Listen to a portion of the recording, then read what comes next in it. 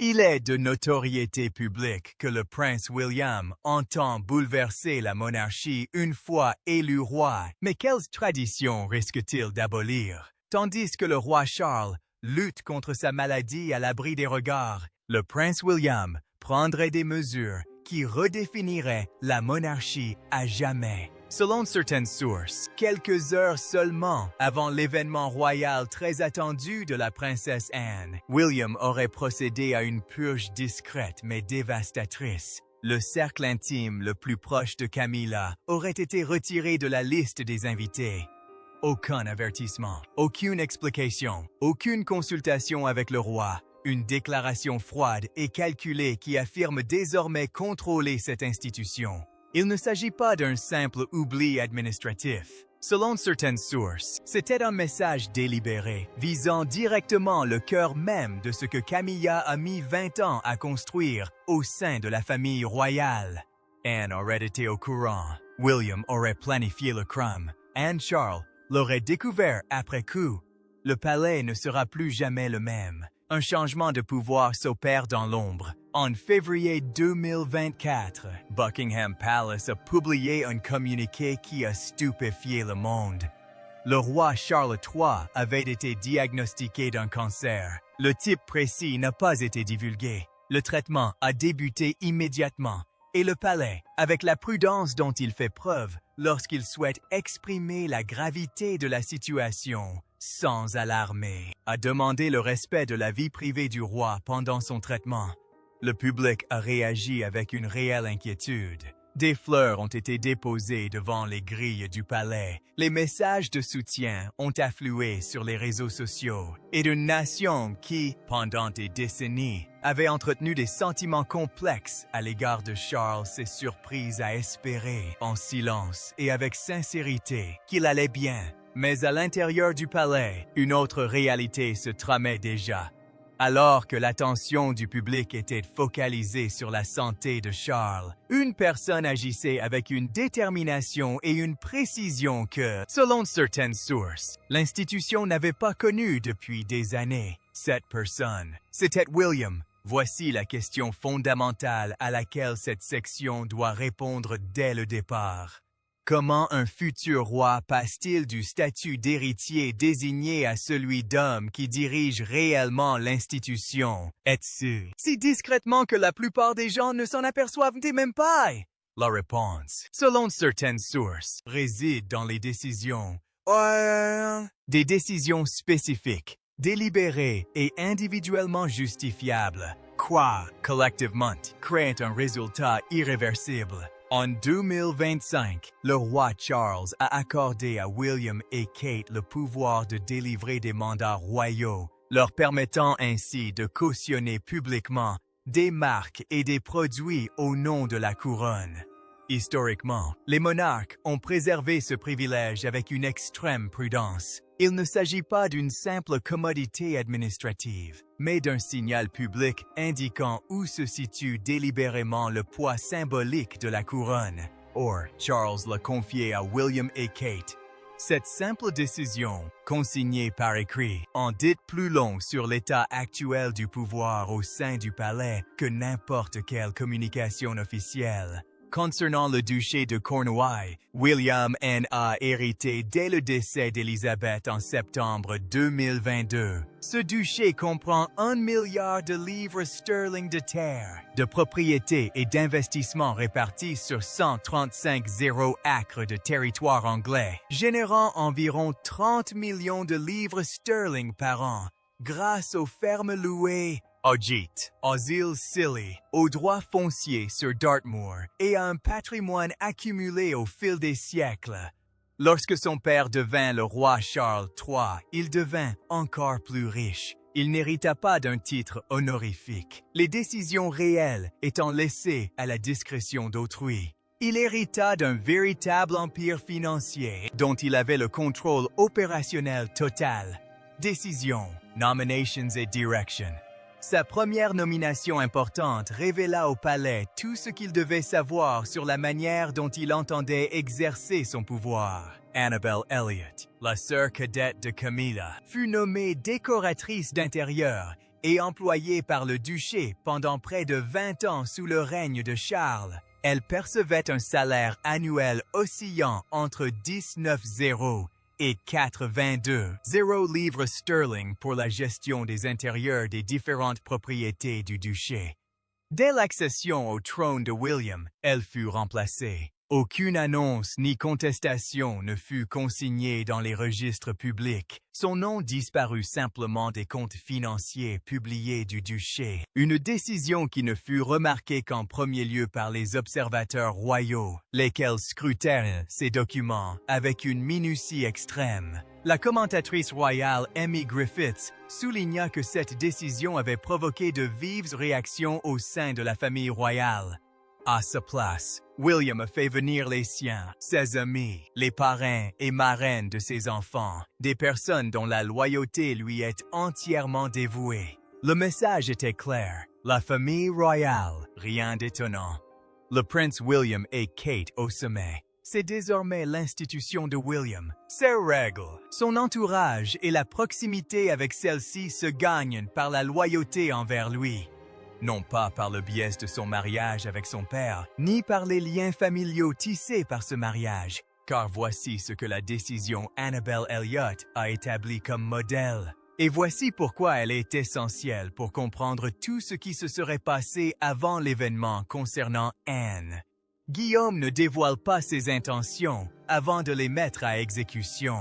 Il ne recherche pas le consensus et ne crée pas de possibilité d'organisation de la résistance avant que la décision ne soit prise. Il décide, agite, et lorsque l'on comprend enfin ce qui s'est passé, la décision est déjà irrévocable.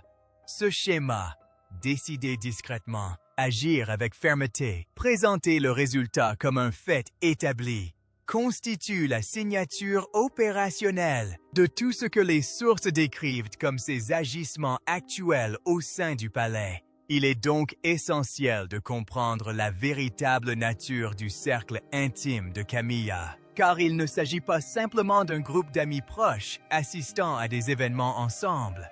Il s'agit d'une infrastructure institutionnelle bâtie sur 20 ans d'expérience au sein d'une famille royale qui, à ses débuts, ne l'avait pas accueillie à bras ouverts. Son secrétaire particulier gère son emploi du temps et veille à ce que ses préférences soient connues des personnes concernées au moment opportun. Ses conseillers en style façonnent son allure lors des cérémonies officielles.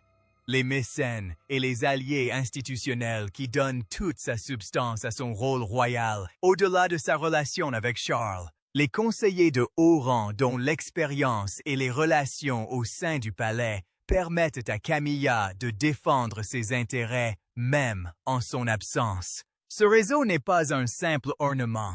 Il est fonctionnel.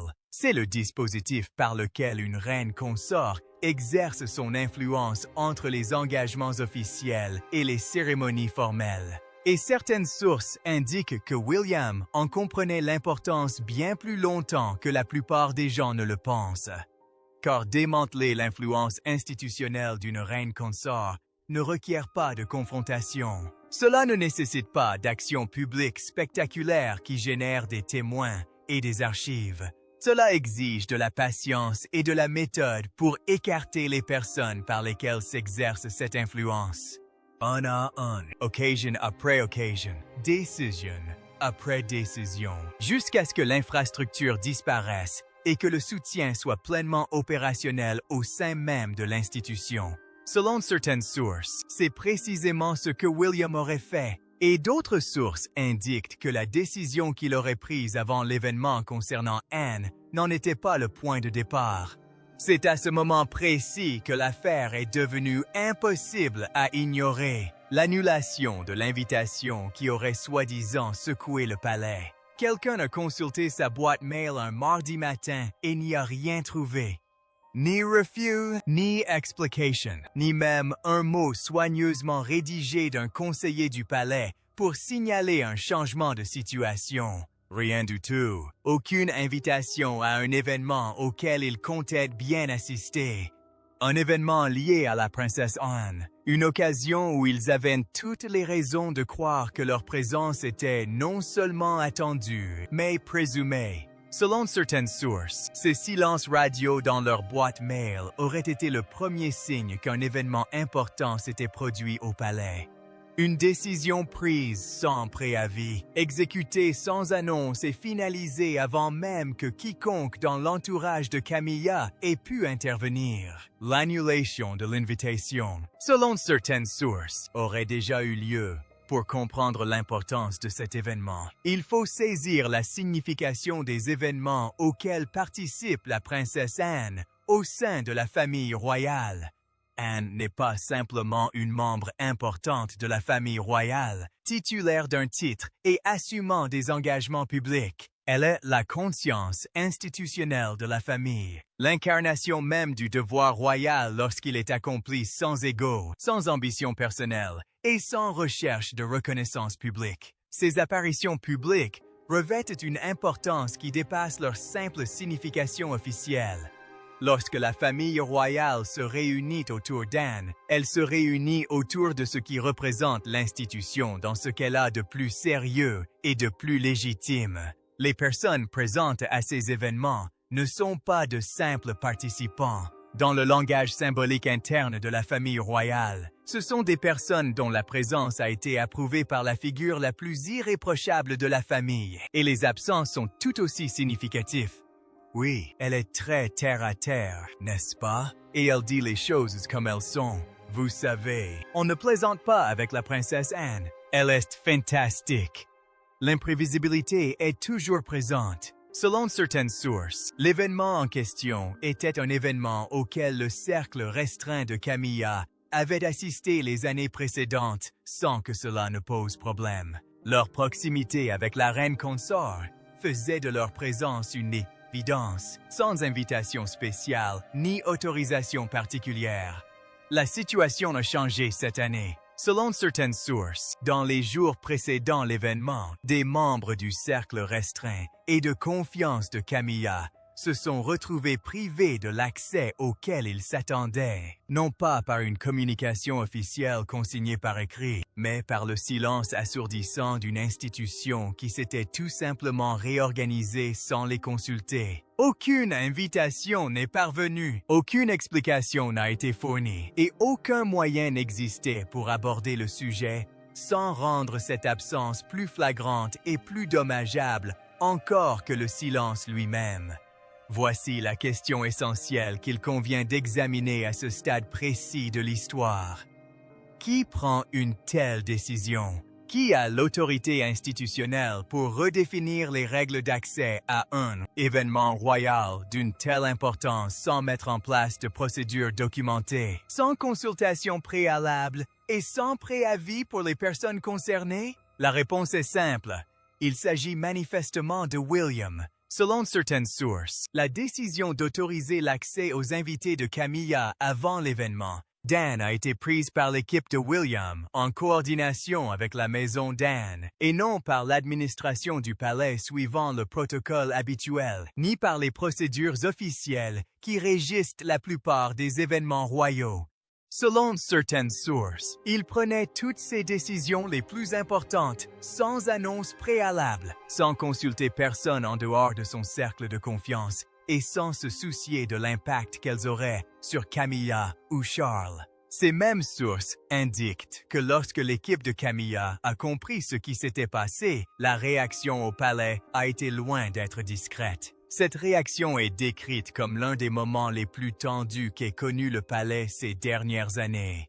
L'entourage de Camilla s'efforcerait de comprendre l'ampleur des conséquences pour les personnes concernées, d'identifier les voies par lesquelles la décision a été prise et de trouver un moyen de saisir une personne ayant le pouvoir de l'annuler. Malheureusement, William n'était pas disponible pour en discuter. Le moment choisi pour cette prétendue annulation d'invitation est, selon certaines sources, l'élément le plus délibérément intentionnel de cette manœuvre. Cela ne s'est pas produit des semaines à l'avance, période où l'organisation d'un grand événement royal est encore flexible et où les changements peuvent être gérés sans incident. L'événement a eu lieu si près de la date qu'un revirement aurait nécessité une confrontation ouverte entre les familles de Camilla et de William, confrontation qu'aucune des deux parties n'aurait pu dissimuler. Selon certaines sources, ce timing n'était pas fortuit.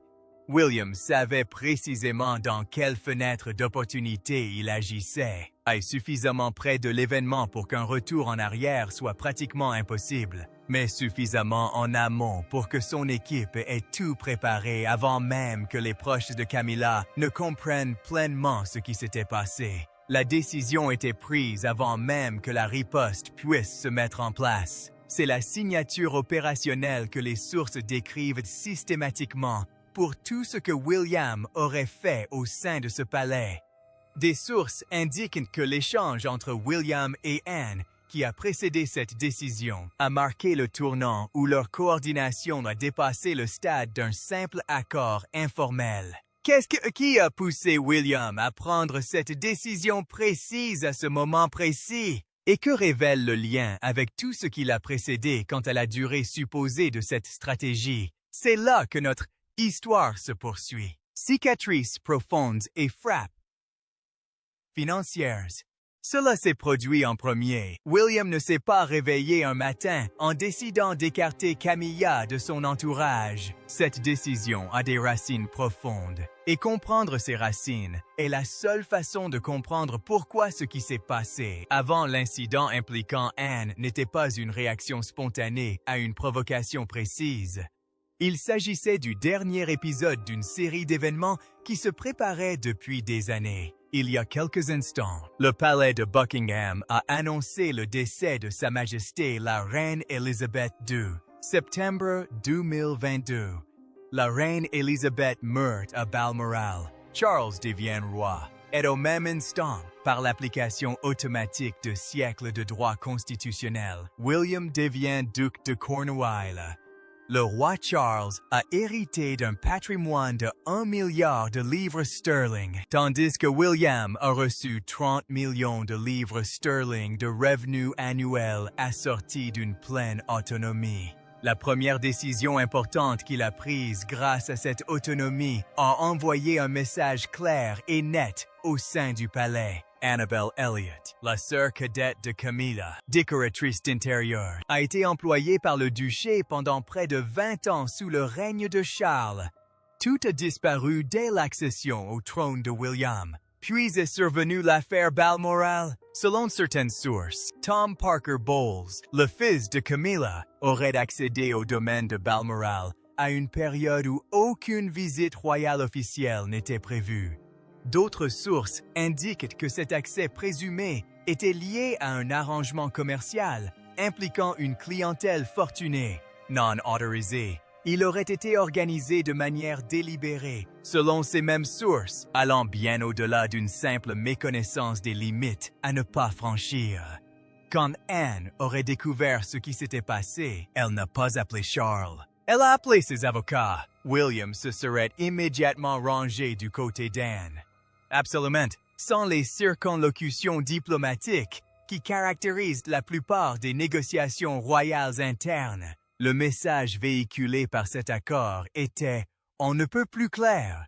Le fils de Camilla aurait franchi la ligne rouge et les deux membres non monarques les plus influents de la famille royale n'auraient pas réagi par une simple discussion en famille, mais par des poursuites judiciaires. S'ajoute à cela l'affaire Sarah Ferguson. Camilla a maintenu son amitié de longue date avec Sarah Ferguson, malgré la demande présumée de William de prendre ses distances publiquement. Le nom de Sarah apparaît dans les dossiers Epstein, déclassifiés par le département de la justice des États-Unis. Aucune infraction pénale n'a été établie. Les appels se multiplient pour que l'ancienne duchesse d'York, Sarah Ferguson, témoigne sur ce qu'elle sait de Jeffrey Epstein. Aux États-Unis, des personnalités politiques ont demandé à plusieurs reprises à son ex-mari, Andrew Mountbatten Windsor, de s'expliquer sur ses liens avec le défunt financier américain et délinquant sexuel. Or, cette association est réelle et avérée. Suite à l'arrestation du prince Andrew en février 2026 pour des faits liés au réseau Epstein, certaines sources indiquent que la position du prince William concernant cette amitié est devenue inflexible. Il est temps d'aborder le sujet de la famille royale. Cette nouvelle a fait grand bruit ce week-end. Andrew Mountbatten-Windsor fait l'objet d'une enquête pour des faits présumés d'agression sexuelle. Et selon certaines informations, les enquêteurs souhaiteraient l'interroger. Camilla Mountbatten-Windsor devrait prendre ses distances publiquement et définitivement, ou accepter que cette amitié lui coûte de l'influence au sein de l'institution. Elle n'a pas pleinement obtempéré et des sources indiquent que ce refus a des conséquences qu'elle subit encore.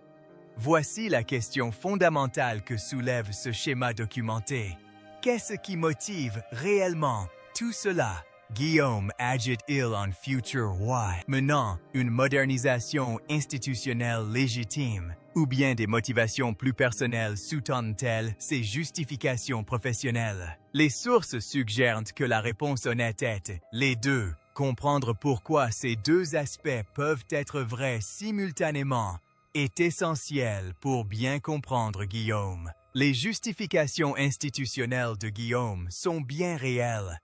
Une monarchie qui laisse les proches des époux consorts occuper des postes importants dans ses structures professionnelles plutôt que des personnes choisies au mérite apparaît au public comme une institution protégeant ses initiés plutôt que servant la nation. Son éviction de Camilla et de ses proches de postes influents témoigne d'une véritable logique de modernisation, indépendante de toute motivation personnelle. Pensez-vous que Madame Parker Bowles ait joué un rôle dans l'échec de votre mariage? Eh bien, nous étions 3 dans ce mariage. C'était un peu trop. Mais la motivation personnelle est également bien réelle, et certaines sources indiquent que William ne la dissocie pas totalement de l'argument institutionnel. Il a grandi en voyant Diana souffrir. Il a marché derrière son cercueil à l'âge de 15 ans.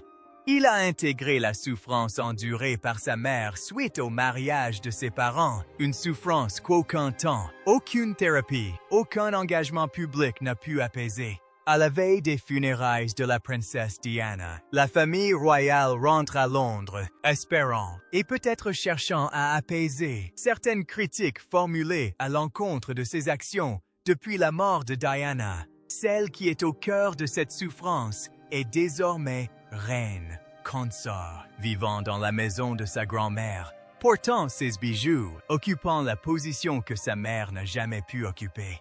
Selon certaines sources, William aurait décidé, avec la détermination tranquille de quelqu'un qui y a longuement réfléchi, que l'institution qu'il dirigera un jour n'a pas besoin de perpétuer le réseau de Camilla. La décision concernant le duché fut la première étape, la situation de Balmoral, la seconde. Cette prétendue annulation d'invitation avant l'événement d'Anne est la troisième. Cependant, des sources laissent entendre que ce ne sera pas la dernière. L'alliance tacite de la princesse Anne, le pacte qui a tout changé.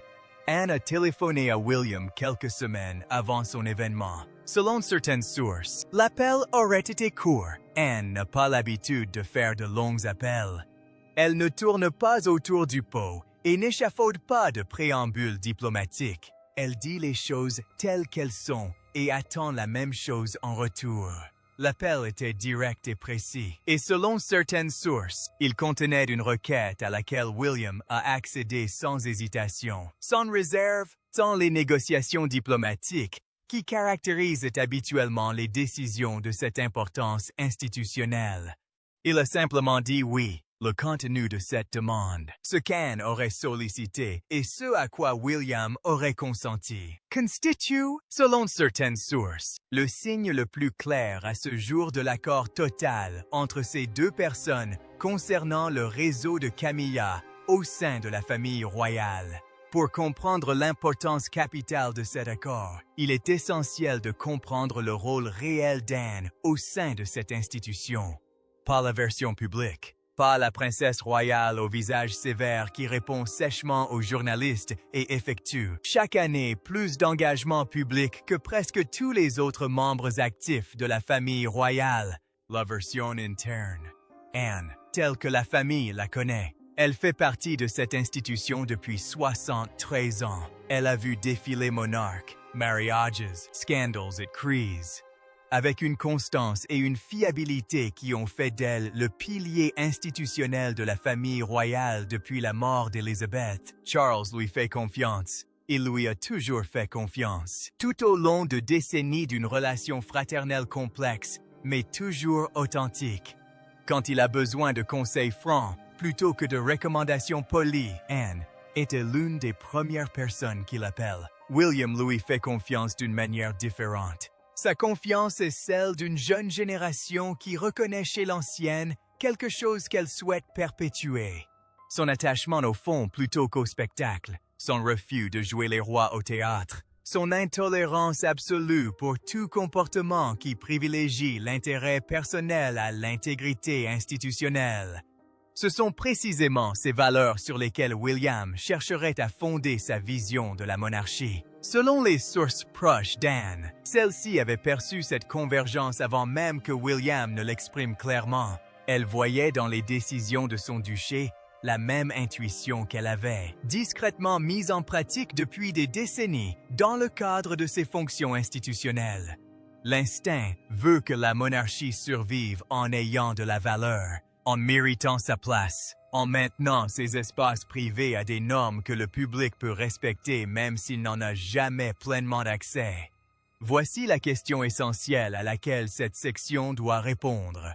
Pourquoi Anne aurait-elle formulé cette demande précise avant son événement? Qu'est-ce qui l'a poussé à solliciter l'implication de William dans une affaire qui, en apparence, relève de l'autorité de sa propre famille? Selon certaines sources, la réponse se trouverait dans un événement survenu dans les mois précédant celui-ci. Une situation particulière aurait conduit Anne à conclure que le réseau de Camilla devait être pris en compte non seulement au sein de l'institution de William, mais aussi au sein de la sienne. Les sources restent volontairement discrètes sur les détails. Il s'agirait d'une communication privée parvenue au domicile d'Anne via un canal, suggérant que le réseau de Camilla était plus proche du cercle institutionnel d'Anne qu'elle ne l'avait imaginé ou autorisé. Il ne s'agirait donc pas d'une faille de sécurité majeure. Il ne s'agit pas d'un événement ayant donné lieu à des plaintes officielles ou à des documents consignés dans les registres. Il s'agit simplement de la découverte d'une proximité que vous n'avez ni autorisée ni souhaitée. Le constat que des personnes dont vous n'avez jamais approuvé la présence dans votre sphère institutionnelle y ont néanmoins agi grâce aux relations que le réseau de Camilla leur offre. La réaction d'Anne, selon certaines sources, fut immédiate et, comme à son habitude, directe. Elle exigeait la rupture de ses liens. Elle souhaitait que son entourage institutionnel reflète ses choix plutôt que ceux de Camilla et voulait que cela se fasse avant son événement, précisément parce que ce dernier revêt une importance symbolique. L'existence du réseau non autorisé de Camilla était donc particulièrement inacceptable. Elle appela William car celui-ci avait déjà prouvé qu'il savait comment procéder à ce genre d'éviction sans provoquer la confrontation publique qu'une plainte officielle déposée auprès des instances du palais aurait inévitablement engendrée. William comprit immédiatement. Selon certaines sources, il a réagi avec l'efficacité de quelqu'un qui attendait précisément cette demande. Son équipe a coordonné directement l'organisation de l'événement avec la famille d'Anne. Le réseau de Camilla aurait été déconnecté des points d'accès concernés. Il semblerait que son entourage n'ait pas été consulté sur des préparatifs, alors que son avis était auparavant tenu pour acquis. Les lieux entourant la réception d'Anne auraient été débarrassés de toute influence de Camilla avec une méticulosité que certaines sources qualifient de totale, et ce, avant même que l'équipe de Camilla ne comprenne pleinement la situation. Le pacte entre William et Anne n'est pas un accord formel. Il n'y a ni document, ni déclaration officielle d'intention commune, ni déclaration publique d'alliance. Cela n'est pas nécessaire. Cela repose sur des valeurs partagées, une confiance mutuelle et l'efficacité particulière de deux personnes qui se comprennent si bien que peu de mots suffisent à produire des actions très significatives. Selon certaines sources, Charles est au courant de cette alliance. Il la comprend, elle. Selon ces mêmes sources, cette compréhension explique en partie pourquoi il n'a pas cherché à la contrer. Cela l'obligerait à s'opposer à deux personnes dont il respecte le plus le jugement au sein de sa famille. Etsu, au nom de la femme, dont la présence dans sa vie a créé la blessure que tous deux tenteraient, semble-t-il, de penser. La riposte isolée de Camilla. 3 jours après la prétendue annulation de l'invitation, un membre du cercle restreint de Camilla a appelé un haut conseiller du palais. L'appel n'était pas agressif. Il ne s'agissait pas d'une plainte formelle déposée par les voies officielles, ce qui aurait permis de constituer un dossier et d'obtenir une réponse. C'était une démarche bien plus réfléchie. Une conversation discrète et approfondie, destinée à établir 2 choses différentes simultanément. Premièrement, si le licenciement était intentionnel ou administratif. Deuxièmement, si une personne ayant l'autorité nécessaire était disposée à reconnaître qu'il avait eu lieu. La réponse à la première question, selon certaines sources, était on ne peut plus claire avant même la fin de l'appel. Le silence était si total qu'il en était la preuve. Personne n'osait rien admettre, car cela aurait signifié confirmer que William était passé à l'acte. Confirmer que William avait agi aurait contraint Charles à se ranger du côté de celui qui devait approuver la décision de son fils ou la contredire publiquement. Aucune de ces options ne convenait à Camilla et des sources indiquent qu'elle le comprenait parfaitement. Voici la question essentielle à laquelle cette section doit répondre honnêtement. Que fait concrètement Camilla lorsque William aurait expulsé ses proches des lieux qu'ils occupent depuis des années? Quel recours dispose une épouse lorsque l'héritier du trône décide de réduire son entourage et applique cette décision sans consulter personne? La réponse, selon certaines sources, est bien plus limitée que son titre ne le laisse supposer. Camilla ne peut pas contester publiquement cette situation. Toute reconnaissance publique des faits présumés ne ferait que confirmer une version des faits qu'elle ne peut se permettre de confirmer. La perte d'influence manifeste d'une reine consort au sein de sa propre institution compromet la position même qu'elle a défendue pendant 30 ans. Toute tentative de contrer les agissements présumés de William par les voies officielles alimente un conflit que le palais cherche désespérément à dissimuler. Chaque manifestation publique de tension entre Buckingham et Kensington offre à la presse précisément l'histoire que les deux familles prétendent vouloir éviter. Elle est donc prisonnière d'un silence particulier, non pas le silence confortable de celle qui a choisi de ne pas s'engager, mais le silence de celle qui a calculé que toute réponse possible ne ferait qu'empirer sa situation.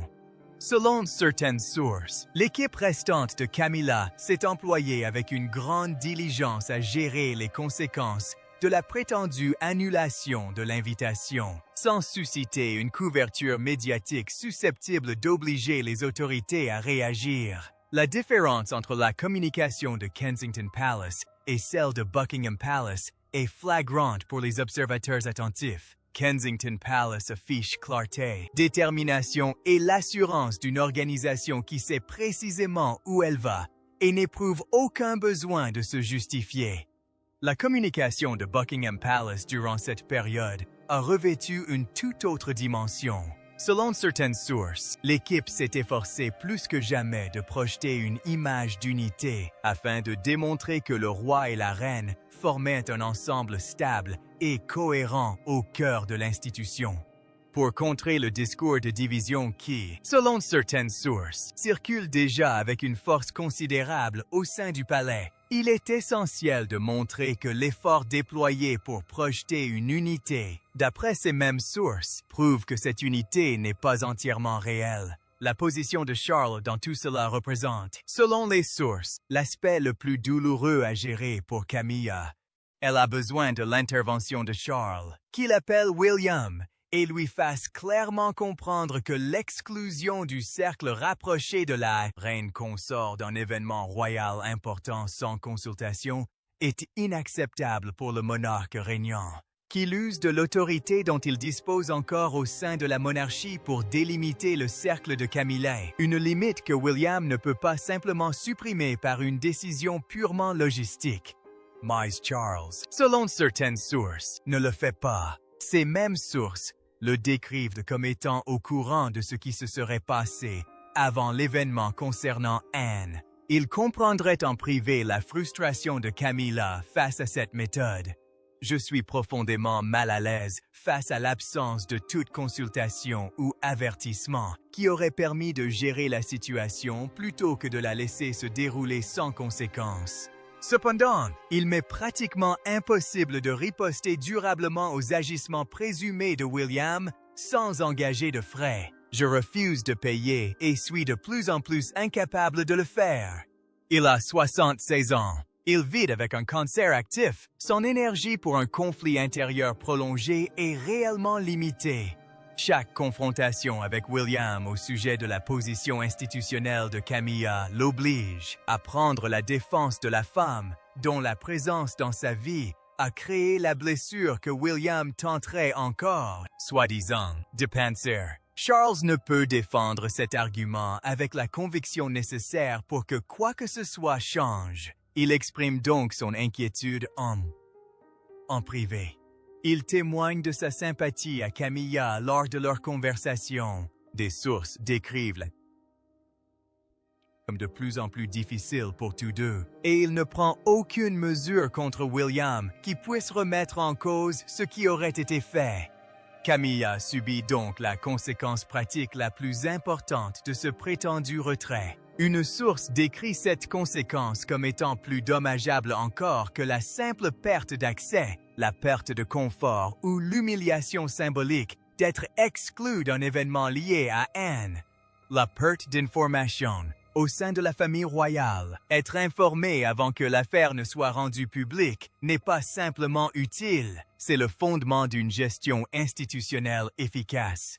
La capacité d'anticiper les décisions, de préparer des réponses et de se positionner en amont des événements plutôt que d'y réagir a posteriori. Voilà ce qui distingue les personnes ayant une véritable influence de celles qui ne détiennent que des titres prestigieux.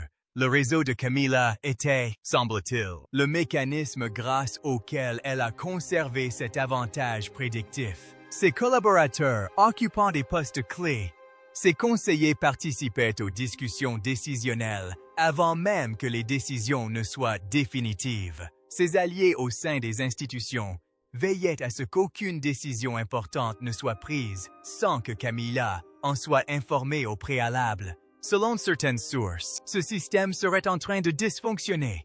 À mesure que son réseau se réduit, son accès à l'information se restreint, la laissant constamment à la traîne. Un héritier qui a maintes fois prouvé qu'il ne dévoile jamais ses intentions avant de les mettre à exécution. Elle a appris la prétendue désinvitation une fois celle-ci déjà effective. Selon certaines sources, elle apprend l'actualité de la même manière. Ces mêmes sources indiquent que le fait d'être constamment à la traîne en matière d'information au sein d'une institution qu'elle fréquente depuis 20 ans est l'aspect le plus difficile à vivre de sa situation actuelle. Non pas parce qu'il est le plus dramatique, mais parce qu'il est le plus permanent.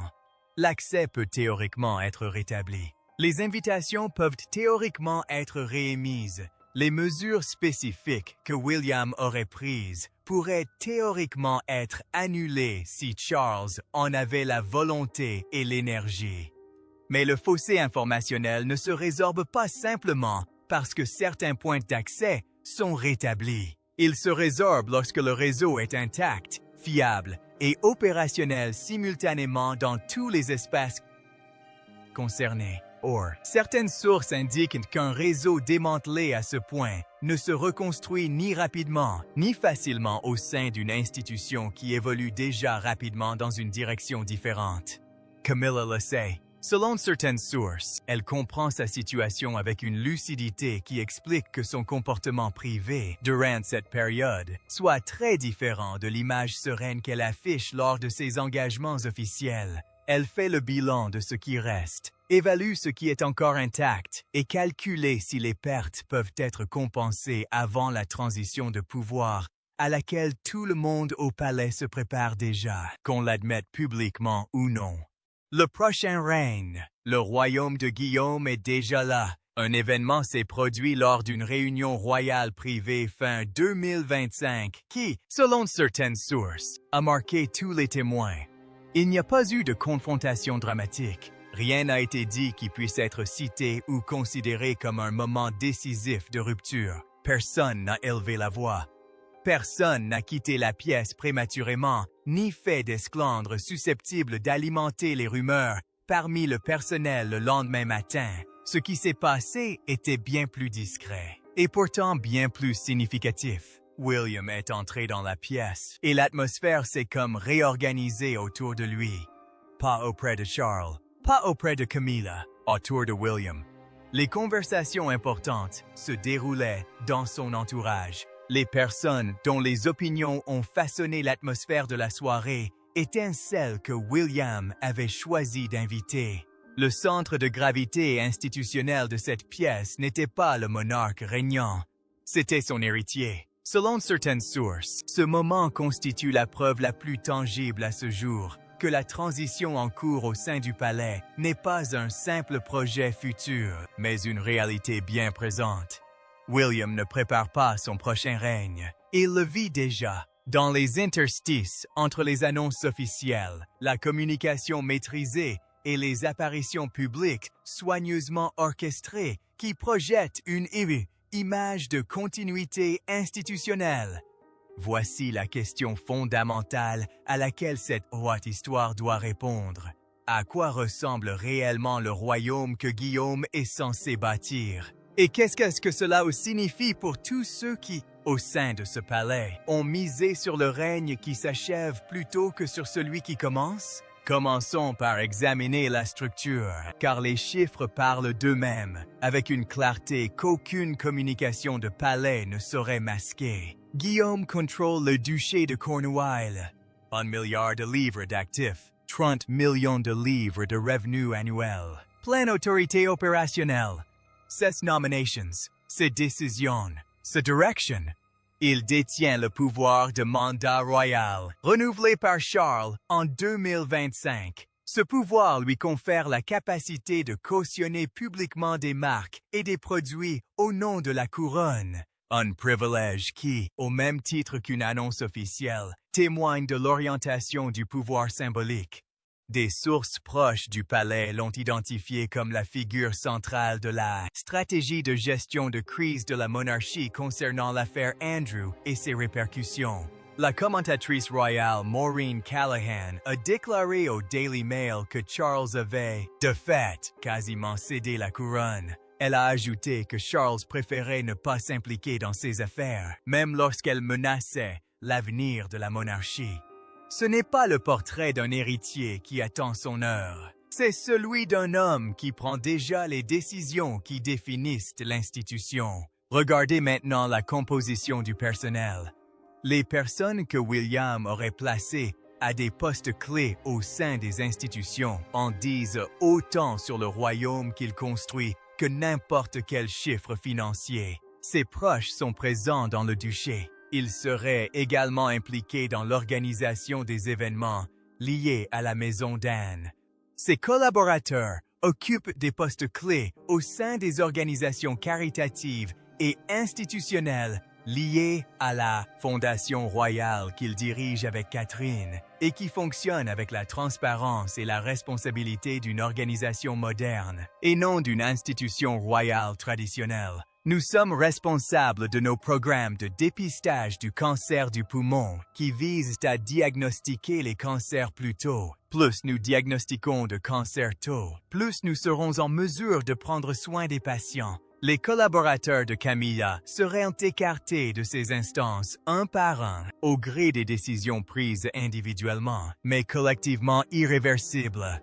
Le royaume bâti autour de William n'a aucun rôle structurel à jouer pour le réseau de Camilla. Il n'a pas été conçu en tenant compte de ce réseau. Il a été bâti autour des personnes en qui William a confiance, des valeurs qu'il privilégie et de la vision de la monarchie dont, selon lui, le public britannique a besoin pour continuer d'accepter l'existence de cette institution au 21e siècle. Le rôle de Catherine au sein du royaume est pleinement établi et ne cesse de croître. Son retour après son diagnostic et son traitement contre le cancer en 2024, mené avec une transparence et une grâce qui ont suscité une véritable admiration du public, a consolidé sa place dans le cœur des Américains d'une manière que des années de banquets d'État et de voyages diplomatiques n'avaient pu pleinement accomplir. Elle a fait preuve de vulnérabilité.